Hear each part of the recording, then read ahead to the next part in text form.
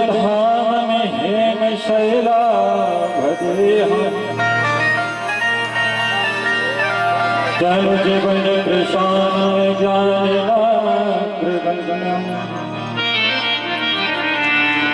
सकल गुण निधान रघुपति प्रिय भक्तन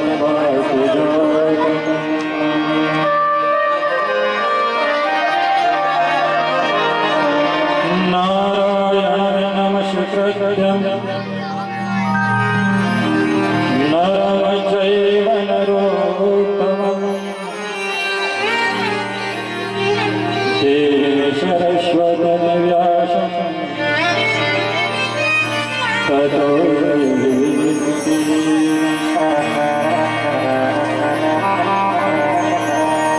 शरद्वान को छाड़ के मैं आयो तेरे द्वार अहो शिवान जो खिलाड़े नट मेरी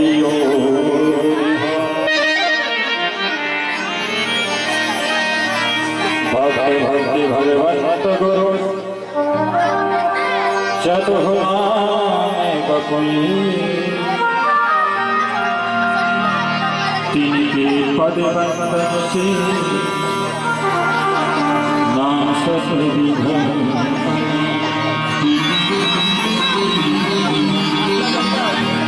लेत सदा सुत दीन की प्रभु कृपा के धाम जननी जनक देवेंद्र के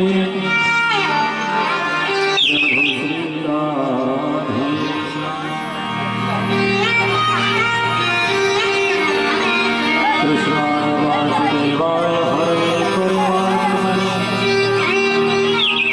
प्रणतहृदयनाशाय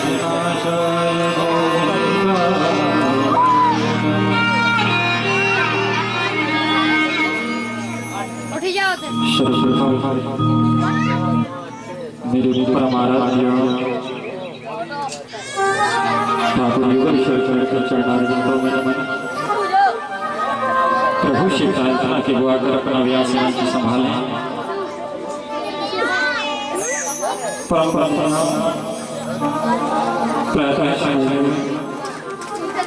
अनंत बलवंत श्री हनुमंतलाल जी के चरणारविंदों में नमन। और श्री प्रार्थना को भी आकर अपना स्थान संभालें और हम पर अपना आशीर्वाद प्रदान करें। वीणा वाणी जगत जननी जगदम्बे माँ सरस्वती मैया के चरणारविंदों में नमन। माँ से प्रार्थना की वो आकर मेरे कंठ में विराजमान हो एवं मेरी संगीतज्ञों के कंठ में विराजमान हो।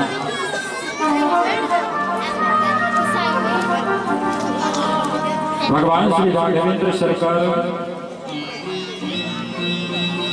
एवं इस ग्राम के ग्राम देवता, नगर देवता, स्थान देवता, हम आप सभी के कुल के देवी देवताओं के चरणारविंदों में नमन करते हुए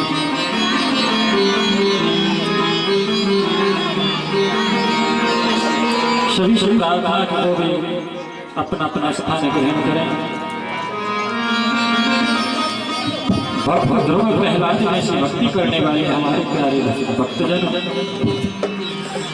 मानसूया के पावन चरित्रों पर चलने वाली हमारी माताएं एवं प्यारी बहनें, उपस्थित विप्र समाज, संत समाज, आप सभी के हृदय पटल पर विराजमान मेरे राधा गोविंद सरकार को नमन करते हुए श्रीमद् भागवत महापुराण की प्रथम दिवस की कथा में प्रवेश करते हैं। तो आप सभी को इस दास का प्यार भरा राधे ऐसे जोर से बोलना पड़ेगा। राधे और जोर से बोलना पड़ेगा। और जोर से राधे। तो हम अपने मन और वाणी को पवित्र करने के लिए कुछ क्षण भगवान नाम संकीर्तन का आश्रय लेते हैं। हमारे साथ मिलकर भक्ति भाव में डूबते हुए राधा गोविंद सरकार के चरणारविंदों की ओर चलते हैं। जय राधे राधे गोविंद गोविंद राधे राधे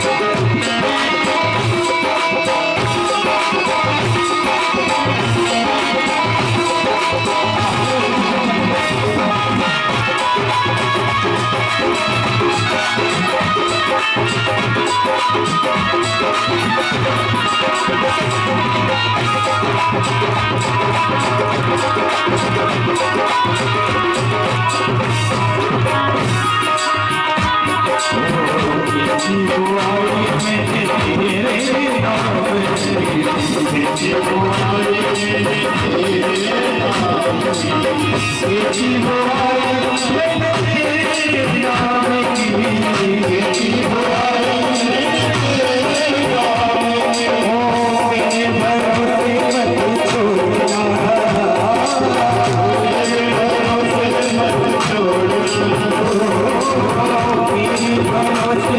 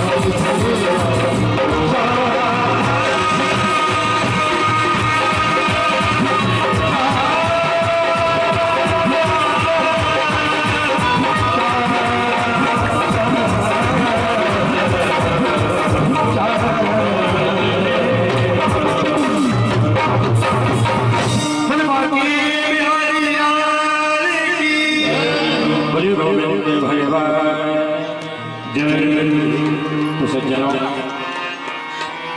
आज से आपके ग्राम रसरहा में श्रीमद् भागवत महापुराण का यह दिव्य अनुष्ठान प्रारंभ होने जा रहा है। तो बंधुओं, सर्वप्रथम हमें यह जान लेना चाहिए कि भागवत है क्या। भागवत किसी कहते हैं और इसके करने से क्या फल होता है, क्योंकि जब तक हम किसी वस्तु को पहचान नहीं देते तब तक उस वस्तु का हमें आनंद प्राप्त नहीं होता। बाबा तुलसीदास जी ने भी रामचरितमानस में वर्णन किया है, जैसे जाने बिनु न होई प्रतीति, बिनु प्रतीति होई नहीं प्रीति। क्योंकि तब तक हमारे लिए प्रेम नहीं होगा जब तक हम अच्छी तरह उसे समझ न जाएंगे।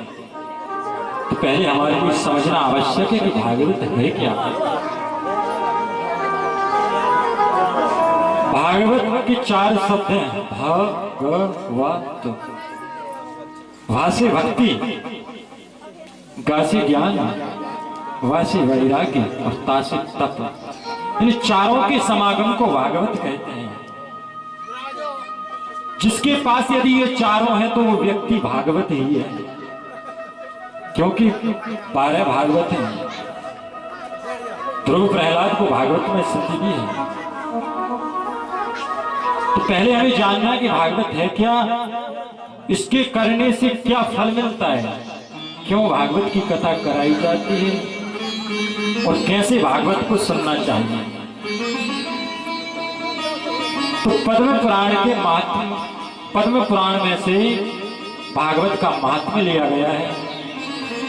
तो आइए श्रीमद् भागवत के महात्म्य में प्रवेश करते हैं। सच्चिदानंद रूपाय विश्वोत्पत्त्यादि हेतवे तापत्रय विनाशाय श्री कृष्णाय वयं नमः। सच्चिदानंद रूपाय, सत, चित और आनंद तीनों का जो स्वरूप है। विश्वोत्पत्त्यादि हेतवे, विश्व की उत्पत्ति आदि का जो हेतु है। और तापत्रय विनाशाय, तीनों प्रकार के तापों का विनाश करने वाला है। तीनों प्रकार के ताप कौन से होते हैं? रामचरितमानस में बाबा तुलसीदास जी कहते हैं कि दैहिक दैविक भौतिक ताप,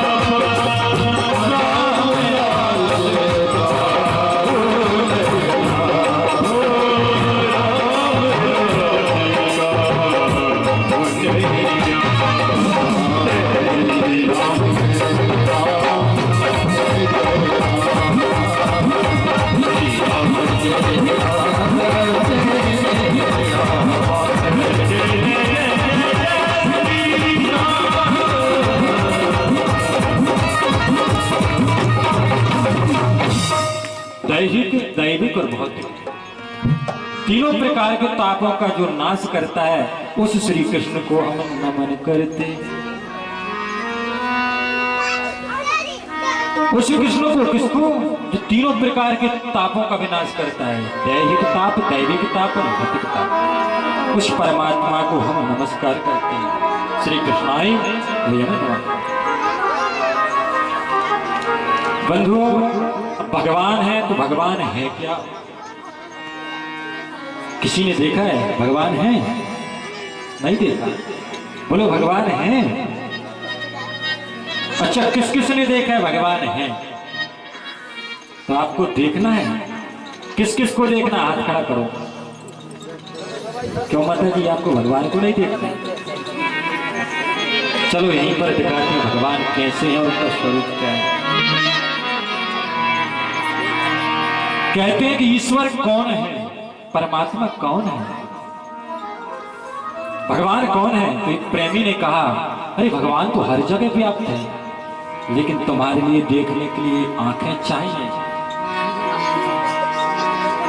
कि कहो भाई कौन है, बोलो भाई कौन है, और सूर्य की लाली में चंदा की उजियाली।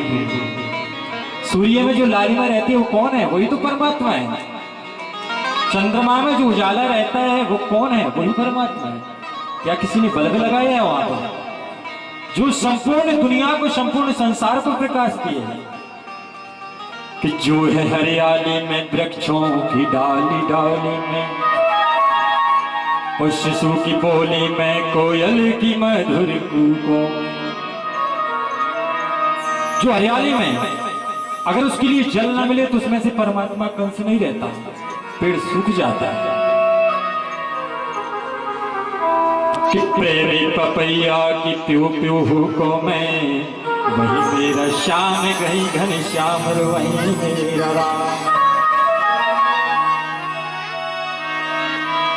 देखिए, अगर इतने में भी विश्वास आपको नहीं होता तो और भी बताते हैं कि जिसने पानी से भरा है रुई सी बदली को,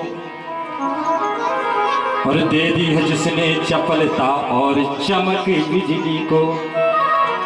आप कभी केदारनाथ में से, आप में से कोई गया है? कौन गया है?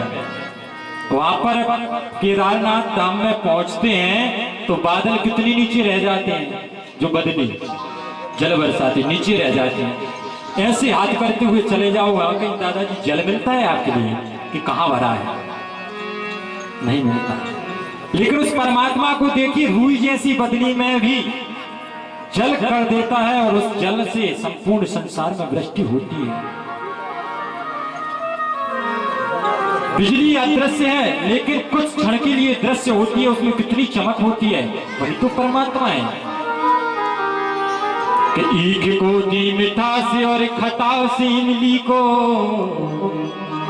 और रंग दिया जिसने फूल और तितली को। गन्ना में मिठास कहां से आई और इमली में खटास? क्योंकि एक ही भूमि पर लगते हैं, एक ही जमीन है, जमीन अलग नहीं है। उसमें जल इमली में भी लग रहा है तो जल गन्ने में भी लग रहा है, लेकिन गन्ना में मिठास है और खटास इमली में। ये कौन करता है? यही तो परमात्मा करता है, मेरा गोविंद यही तो करता है। लेकिन पहचानने के लिए आंखें चाहिए, नेत्र चाहिए। कि पत्ते पत्ते की न्यारी न्यारी है कतरन कैसी, और हाथ में ली नहीं है जिसने कभी कैंची। उस गोविंद ने कभी कैंची हाथ में नहीं ली, लेकिन अलग अलग देखो, अलग अलग प्रकार के पत्तों की अलग अलग कतरन है। कि उम्र भर जो ना फटेगा, जो ना छोटा होगा, रखा कुक्कुट के सिर पे लाल मुकुट है जिसने, और कि किया लघु बीज से पैदा विशाल बट जिसने। छोटे से बीज से बरगद, जानते हो बरगद का पेड़ कितना विशाल हो जाता है, लेकिन उसका बीज बिल्कुल छोटा सा रहता है। ये कौन करता है? यही तो परमात्मा करता है। अगर इतने में भी ना मानो तो और बताएं कि किस सफाई से मानुष का चोला इसने सिया। कौन सी सफाई से हमारा शरीर बनाया? अगर मानकर चलो ये नाक यहाँ की जगह यहाँ लगा देता परमात्मा तो कैसे लगती? अगर ये आंख यहाँ की जगह यहाँ लगा देता तो फिर। लेकिन उस परमात्मा ने कितनी सफाई से हमारा शरीर बनाया कि किस सफाई से जिसने सिया मानुष का चोला। अचरज तो यह है कि सुई ना धागा हाथ में लिया। सबसे बड़ा अचरज तो एक भगवान कभी सुई लिए देखा है कि कहाँ कमी है कहाँ नहीं है। किसी सी चमकती आंखें बनाई कैसी, रख दी है बीच में तबले सी स्याही जैसी। बताइए परमात्मा ने कैसे नेत्र बनाए, बिल्कुल तबला जैसी स्याही, जैसे हमारे भैया का तबला है उसमें बीच में काली काली स्याही रखी है, ऐसे ही हमारी आंखों में पुतली बनाकर रख दी। अगर थोड़ी कर इधर हो जाए कि इधर हो जाए तो लोग क्या कहते हैं। तो उस परमात्मा ने कितना सुंदर हमारा शरीर बनाया, लेकिन हम उस परमात्मा को फिर भी नहीं मानते। क्यों? कि मसाला कौन सा इसमें अजरज मिलाया है, और नमूना आज तक कोई ना बना पाया है। बताइए कोई मनुष्य जैसा कोई बनाकर दिखाया किसी ने? नहीं, ऐसा नमूना कोई नहीं बना पाया। कि साथ ही इसको वो प्रकाश भी प्रदान किया, और अचरज तो ये है कि तिल जैसी पुतली में सारा जहां दिखलाई दिया।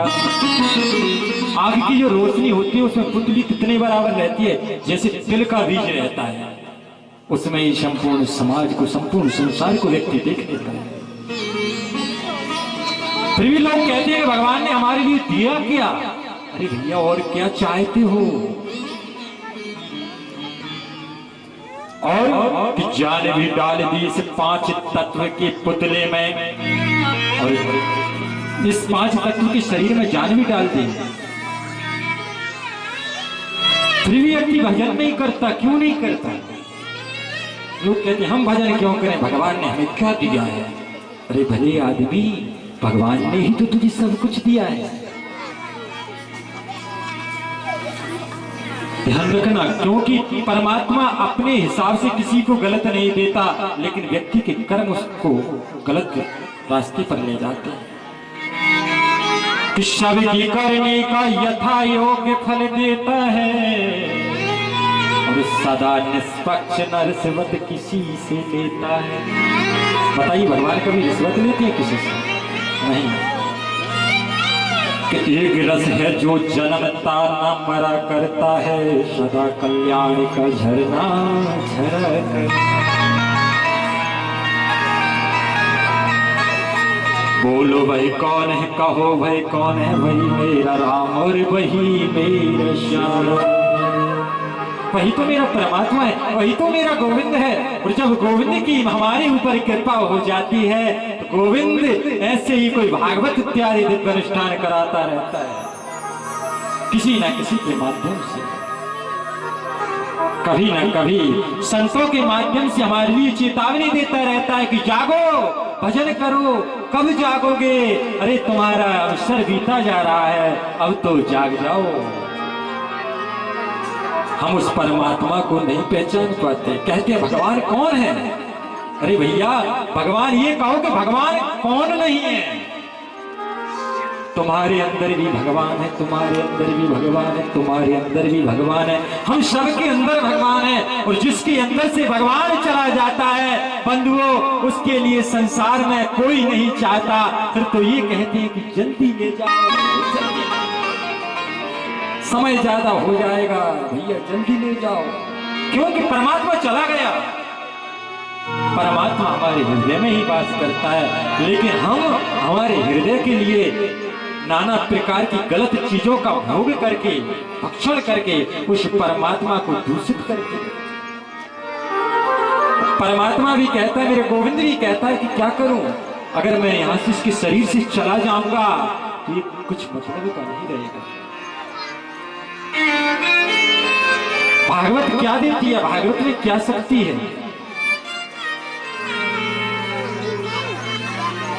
मां गंगा के पावन पुनीत तट पर शौनक इत्यादि 88,000 ऋषि गणों के बीच में श्री सूत जी महाराज कथा को सुना रहे हैं। और सूत जी महाराज शौनकादि ऋषियों से कहते हैं कि ऋषियों,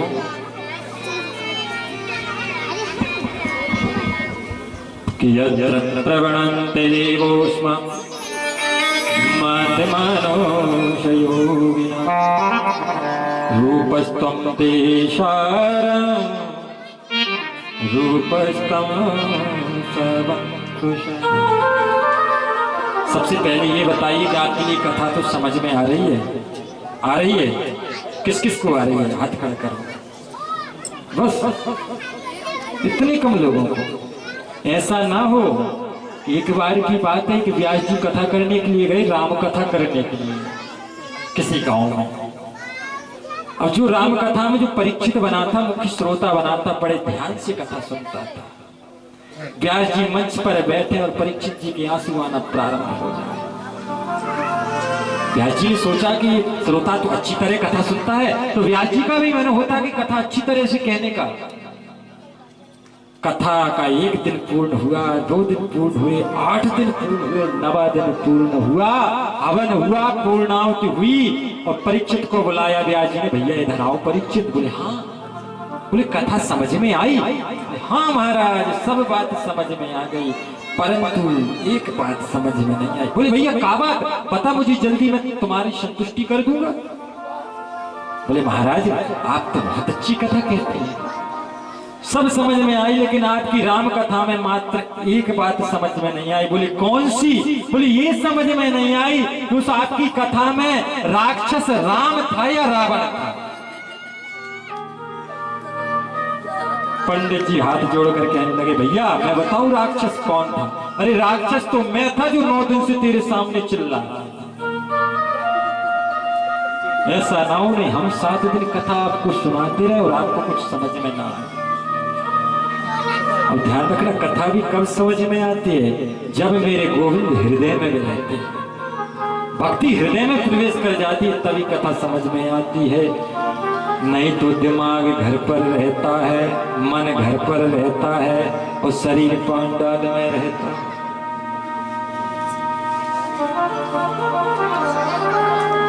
शौनकादिक 88,000 ऋषियों ने श्री सूत जी महाराज से कहा कि महाराज ये कथा सुनाई किसने किसको, कैसे भागवत का प्रचार हुआ, हमें ये बताइए, और ये कथा से क्या होता है? कथा की महत्वता कितनी है? तो सूत जी महाराज कहने लगे भैया एक बार की बात है कि सुखदेव जी महाराज राजा परीक्षित को कथा का अमृत पान करा रहे थे, तो देवता आकाश से आए अमृत का कलश भरकर और सुखदेव जी से कहने लगे महाराज इस अमृत को तो राजा परीक्षित को पिला दो और ये भागवत की कथा हमें श्रवण कराओ। बोले अच्छा? बोले हाँ।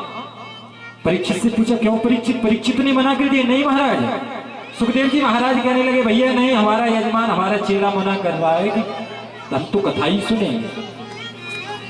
अच्छा कि कौशोधा को कथा लोके क्वकाचा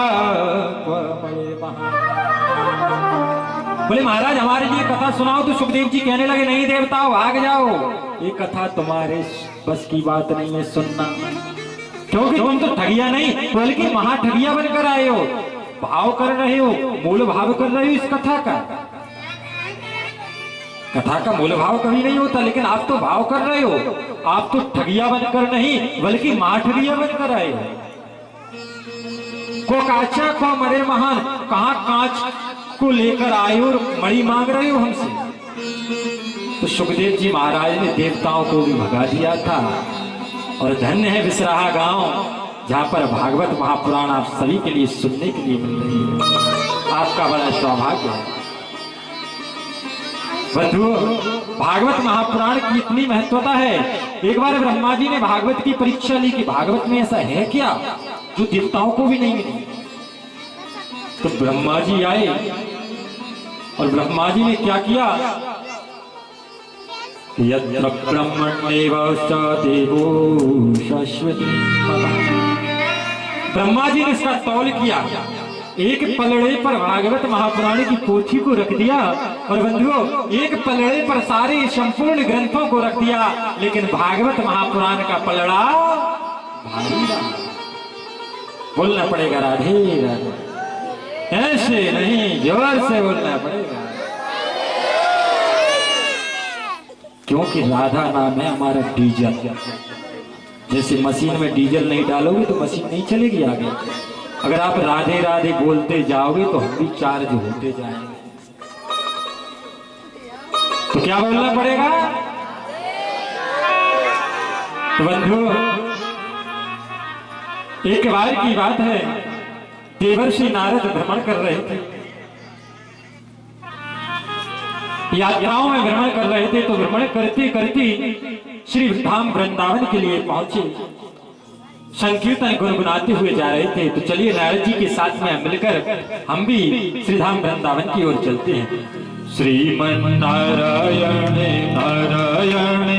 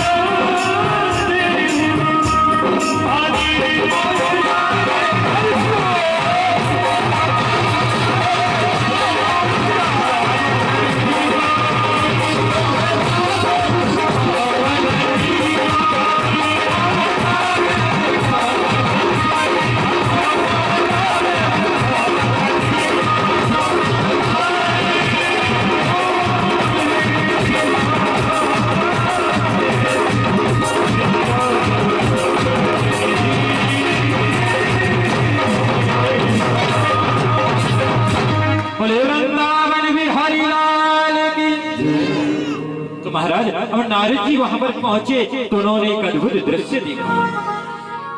वृंदावन में पहुंचे तो क्या देखा कि एक युवती दो वृद्ध पुरुषों के साथ वहां पर है। दो वृद्ध पुरुष मूर्छित अवस्था में है और वह युवती विलाप कर रही है, उसके साथ में कई युवतियां विलाप कर रही हैं। बंधु, नारद जी ने सोचा कि कौन है, इस जरा इनका इंट्रोडक्शन लूं, इनका पूछूं कि ये कौन है।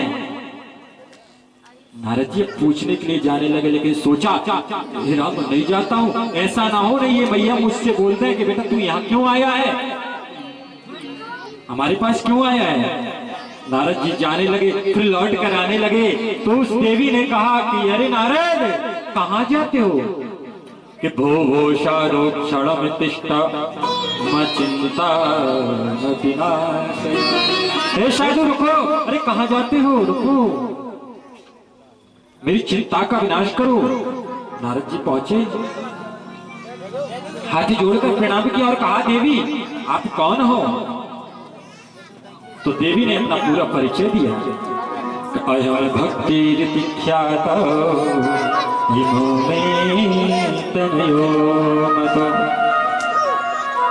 ज्ञान वैराग्य नामेन कालयोगेन जर्जरो। महाराज मेरा नाम भक्ति है और ये दोनों बालक हैं मेरे, इनका नाम ज्ञान और वैराग्य है। और ये पास में मेरी सहेलियां हैं, इनका नाम गंगा, कोई यमुना, कोई सरस्वती, कोई गोदावरी, कोई ताप्ती, कोई कृष्णा, कोई वेण्या, ये महानदियां हैं। नारद जी ने कहा अच्छा भैया मुझे, लेकिन ये समझ में नहीं आता कि मैया तो 16 साल की और बेटा 90 साल का, ये कैसे होगा। आप इनसे आपके बेटे कह रही हो तो ये तो वृद्ध हैं और आप तो जवान हो। भैया कहने लगी महाराज, अरे नारद जी मैं क्या बताऊं कि यत्र नारदनमेव मिष्टा तथा व्याप्ता अच्युताम ततो भवति पृथक प्रताप फलकृति। महाराज मैं हरिक्षेत्र में गई कि हरिक्षेत्र में कुरुक्षेत्रम सेतुवत् रामेश्वर। महाराज मैं हरिक्षेत्र में गई, हरिद्वार में गई, कुरुक्षेत्र में गई, सेतुवत् रामेश्वर में गई, कहीं शांति नहीं मिली। और महाराज पहले पूरा मेरा परिचय बताऊं मैं। महाराज मेरा पूरा परिचय सुन लीजिए, मैं मेरा नाम भक्ति है कि यत्र भक्ति में प्रपन्नायोऽयं तन्नश्वदेवो मेत्मता धन्योऽस्ति यत् परम पुण्यं धन्यं मायेव सम्प्रता। भक्ति महाराज नारद जी को परिचय दे रही है। नारद जी से कहती है नारद, अरे नारद जी मेरा नाम भक्ति है और ये मेरे दोनों बालक हैं। नारद जी ने कहा भैया मुझे विश्वास नहीं हो रहा कि आपके बालक ये वृद्ध कैसे हो गए। बोले महाराज मैं आपके लिए क्या क्या बताऊं, मेरा पहले पूरा परिचय सुन लीजिए। उत्पन्न द्रविणे देशे कर्णाटके गता क्वचिन क्वचिन महाराष्ट्रे गुर्जरे जीर्णता। महाराज मेरा जन्म द्रविड़ देश में हुआ, कर्नाटक में मैं विकास को प्राप्त हुई, मैं बड़ी हुई पली, कहीं कहीं महाराष्ट्र में मेरा सम्मान हुआ, लेकिन गुजरात में आकर मैं जीर्ण हो गई, मेरे मन को शांति नहीं मिली। ऐसा लगा कि गुजरात के लोग मेरे हाथ पांव तोड़ डालेंगे, अब मैं क्या करूं। मैं यही चिंता में मैंने सोचा अब क्या करूं। तो यही सोचती सोचती वहां से सीधी चली आई। फिर मुझे यह स्थान अच्छा लगा कि वृंदावन में स्वरूप। महाराज जैसे ही मैं वृंदावन में आई तो मेरा नया स्वरूप हो गया, लेकिन जाता हम युवती संप्रवेश रूप। महाराज लेकिन मेरे बालक दोनों वृद्ध हो गए, अब मैं क्या करूं। नारद जी ने कहा देवी चिंता मत करो, मैं कुछ उपाय देखता हूँ आपके बच्चों को युवावस्था में लाने का।